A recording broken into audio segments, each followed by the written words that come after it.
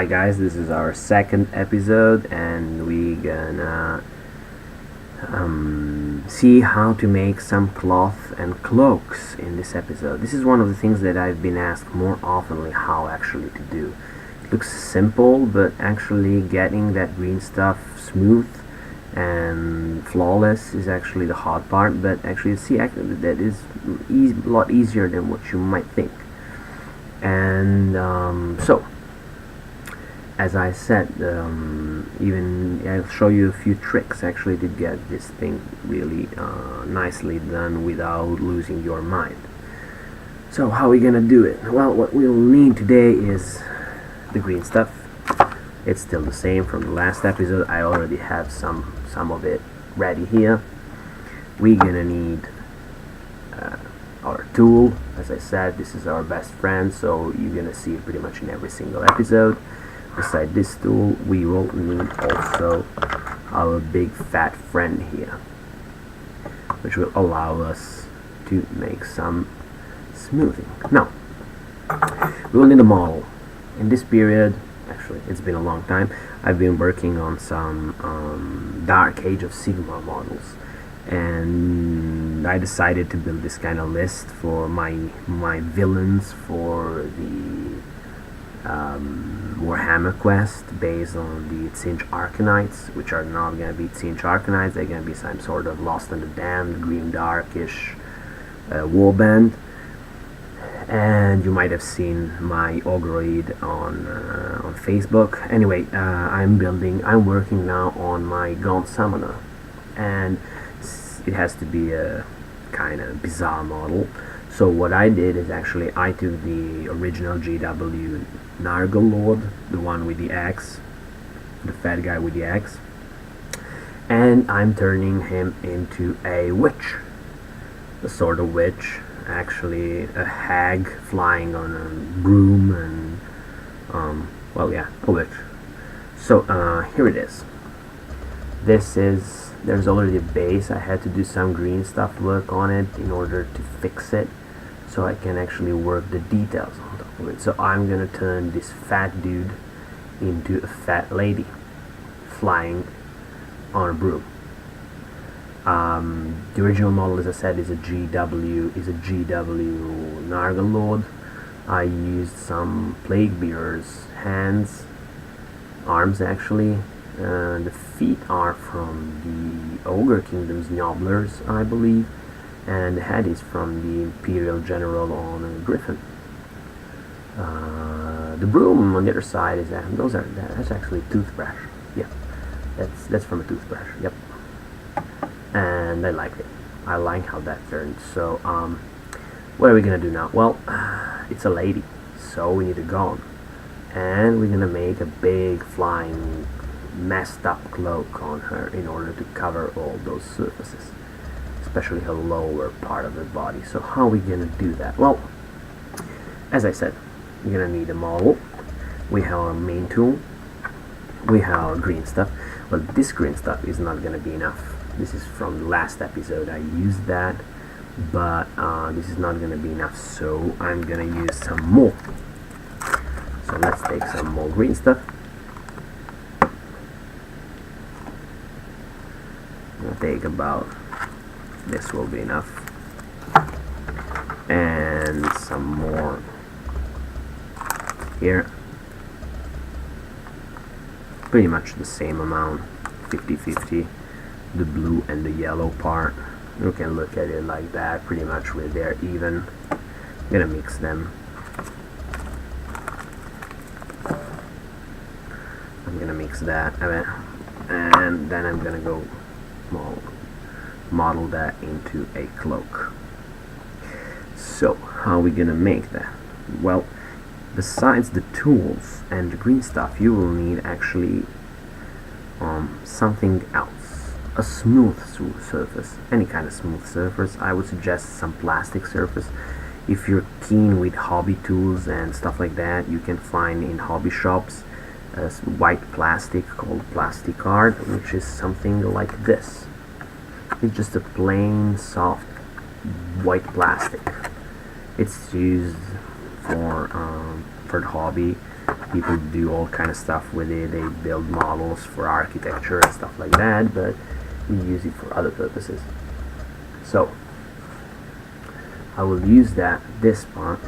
Sorry for the camera, guys, but it's a bad one, I know. But anyway,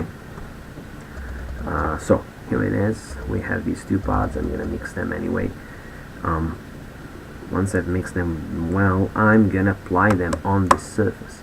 But before I apply them, you will want to put some water on it, or any kind of other lubricant, actually, in order to prevent this thing to sticking on the surface of the plastic. So we have our surface, we have our green stuff, and we're gonna apply our green stuff actually over that white surface.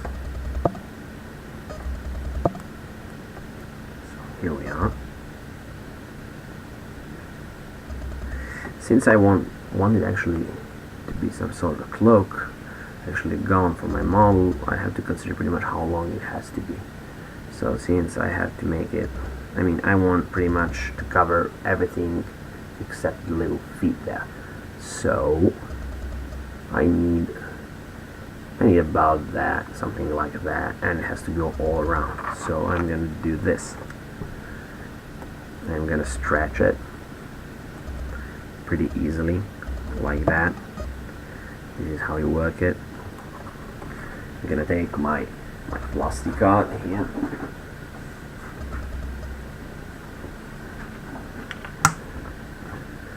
I will add some water on top of it in order to prevent it sticking. So something like that. Not much, just a drops or two. You want just that to be wet. Nothing fancy. So now that you have your wet thing there, you're gonna take your green stuff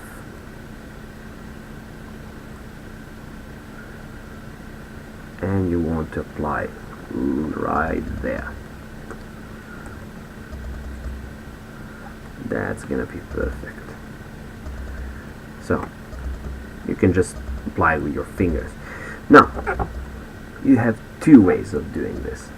You can either take our big fat friend here and actually use it to smooth all the surface, like work it this way, but I would suggest using this technique only if you need.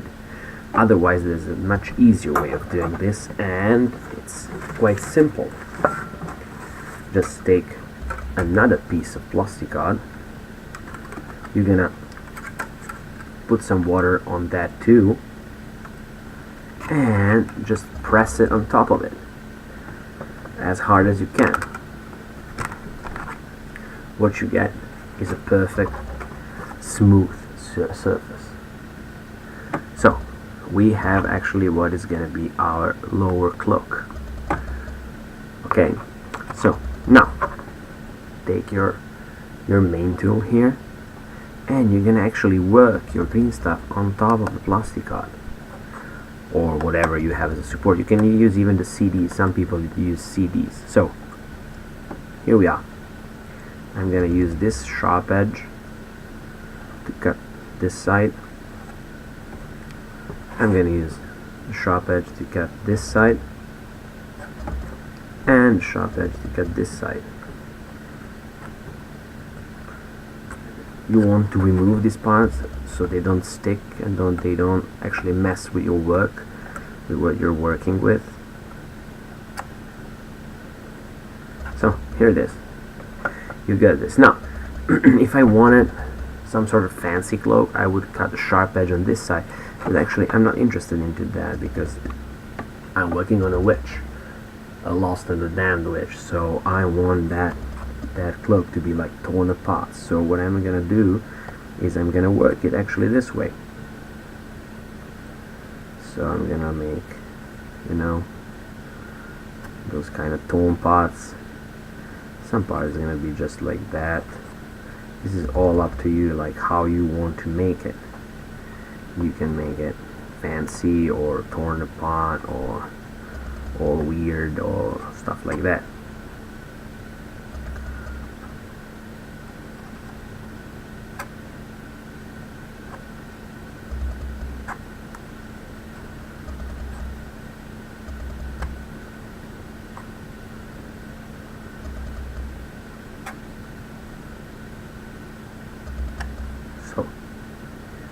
that's pretty much it. That's how your cloak is gonna look like before applying it. It's smooth, it's well done, and everything else. Now if you want some more fancy details, you will take your pointy tool and let's make some holes. Remember, since these are such a small model, you actually don't have to go all the way through green stuff. You can just push some green stuff down and you'll still obtain that effect of a hole, because after, with the washes or whatever technique you're gonna use to paint this model, you can actually obtain some really nice effect. But remember that actually when you're sculpting holes, most likely those holes are gonna be next to the vertices of the roofing parts.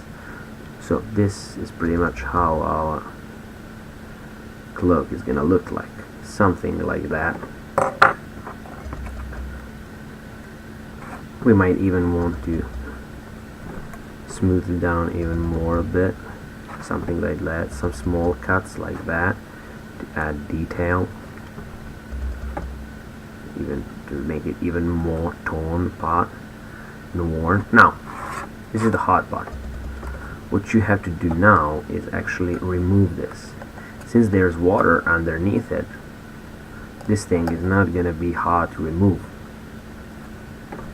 because it didn't attach. Now, if you use your saliva to actually keep your blade as wet as possible, you will see that actually it will be quite easy to be removed. Once you have removed it, you'll be able to apply it to the model.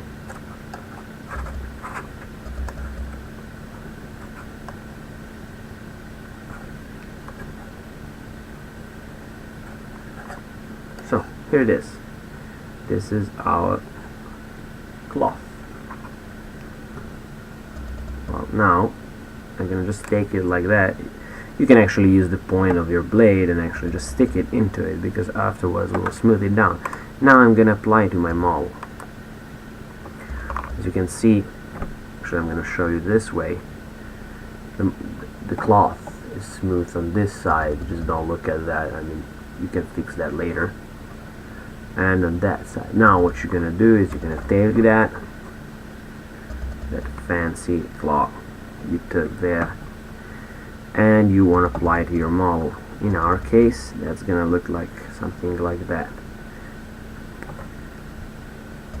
Now, when you push it down to the model, you want to use your tool, not your fingers, because otherwise you will your fingerprints, and that's not gonna be good, because it was gonna take you a long time actually to fix those.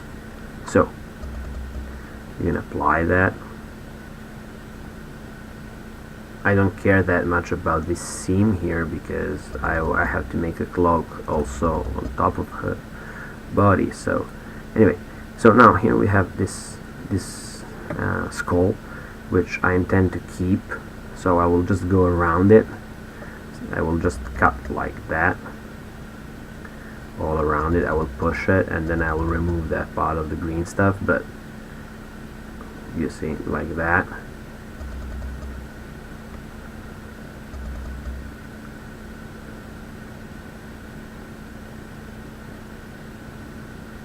So here it is. I will just remove that.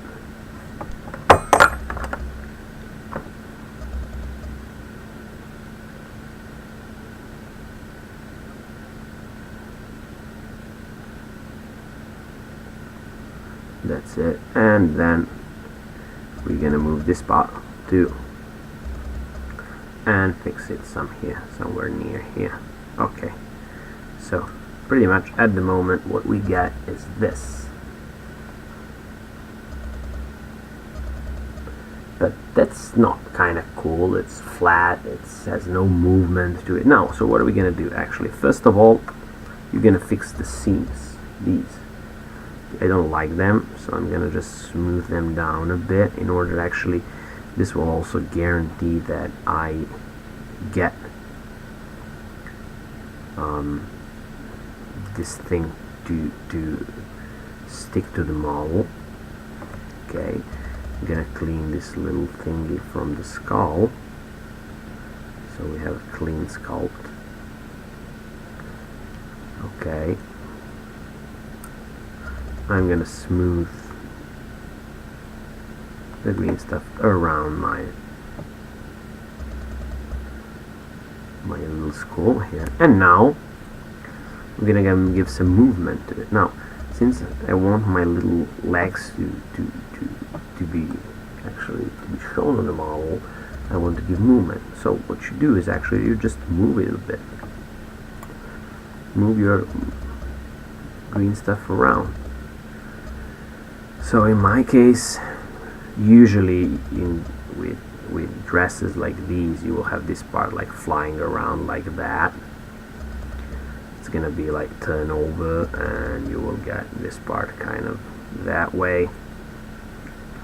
Then you will get this part kind of covering a bit of that broom over there, and finally this part will also fly, so give it some movement.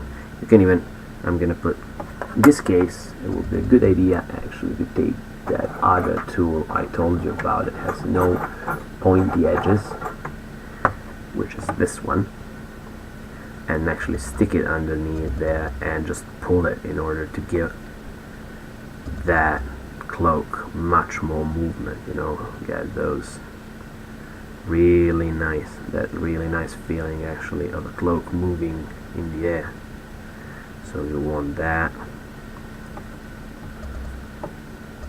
You want actually to bend this side too in order to give it even more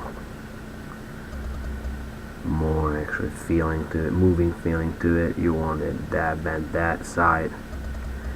You want something pretty much like that.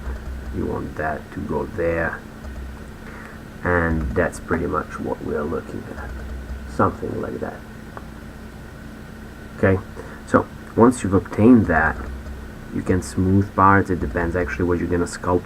In this case, I have to put so many rags on her that actually I don't care if it's smooth here or not. But what you gonna do, what you wanna certainly gonna do, is actually be sure that once you have obtained the position of these different parts of your cloak, they keep that way.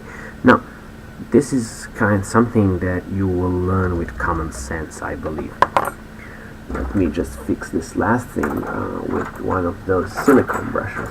You see, this is a perfect case. Now I have this. In order, I'm afraid that I'm gonna like make a hole here if I use the metal tool. So I'm gonna use this silicone tool. I'm gonna kind of rub it underneath there in order to obtain that perfect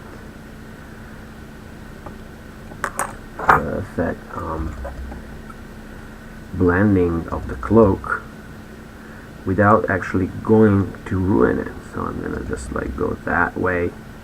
I'm gonna smooth this part with the flat silicone tool. I mean, this depends on how perfect you want your model to be. But in this case we're making rags, so I don't care that much because I still have to paint over it, and it's gonna be all kind of blunt Shih Tzu style, so I don't care that much.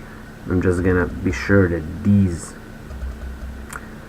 edges of my cloak stay where I want them to stay. So that's something that you're gonna learn actually with common sense. At a certain point you will learn that if you leave your green stuff dry in a certain way, actually you will be able to preserve your sculpt better. So in this case, since I know that pretty much we have that sense of movement, you know, this girl here is going on her broom and is going that way. So if she's going that way, the wind is going to go that way. So if the wind is going that way, pretty much we're going to use the gravity to our advantage. And by using gravity to our advantage, most likely you're going to want your model actually to dry in this position. How are you going to do that? Well, you can do it pretty much in all kind of different ways. I have a tool. I have this guy here, you know, and you just like put it that way, and he's gonna stay exactly in the position you wanted. Pretty much. Remember, I mean, this is something that comes with common sense. It's not something that I can teach you. Sometimes, if you want, like, if you're risking that two different parts of the green stuff, such as, for example, this in here, these two parts risk touching. If you're afraid of that, you can stick some cork in it. Cork in most cases won't attach to green stuff, or even if it gets stuck into green stuff, you will be able pretty easily to pull it out, because cork and green stuff are not good friends. So you can stick there a small piece of cork, so actually it will get attached to the green stuff from one side and to the other side, and eventually then you can be able to remove it once the green stuff is dry. So that's pretty much it for now, and we will see us in the next episode, and we'll see how has this thing turned out. Well, stay tuned until the next episode. Bye bye.